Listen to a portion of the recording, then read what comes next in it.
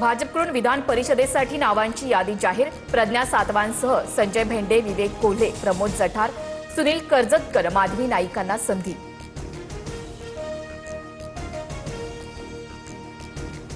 विधान परिषदेच्या पोटनिवडणुकीसाठी भाजपकडून प्रज्ञा सातव यांना उमेदवारी। काँग्रेसमधून भाजपात येताना प्रज्ञा सातवांकडून राजीनामा। प्रहार पक्ष शिवसेनेत विलीन केल्यास आमदारकी आणि मंत्रिपद। शिवसेनेची बच्चू कडूंना ऑफर, तर मंत्रिपद मिळाल्यावर पक्ष विलीन करा। प्रहारच्या पदाधिकाऱ्यांची भूमिका, सूत्रांची माहिती। बच्चू कडू उद्या निर्णय घेणार। जिहादच्या नावाखाली इतर धर्मियांवर हल्ला करण्याचा आरोपींचा हेतू होता। एटीएस आणि एनआयएच्या मदतीने यामागील सहभाग असणाऱ्यांचा शोध घेऊ। मीरा रोडमधील चाकू हल्ल्याप्रकरणी मुख्यमंत्री फडणवीसांची प्रतिक्रिया।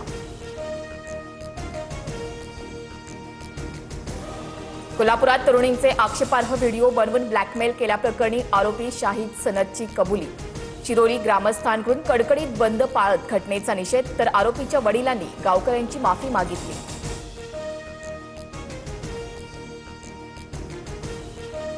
संजय गायकवाडांच्या घरासमोर शिवाजी कोण होता या पुस्तकाचं वाचन करण्यासाठी निघालेले प्रकाशक प्रशांत आंबी पोलिसांच्या ताब्यात।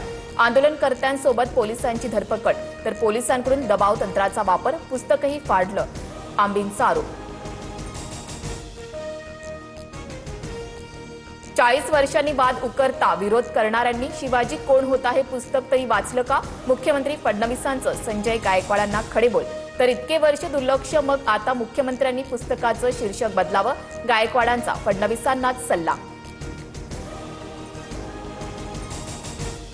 मराठी सक्ती लागू करण्यासाठी अप्रत्यक्षपणे 15 ऑगस्टपर्यंत मुदतवाढ। मराठीवरून परवाना रद्द होणार नाही, मात्र इतर नियम मोडल्यास परवाना रद्द करणार। परिवहन मंत्री प्रताप सरनाईक यांच्याकडून स्पष्ट।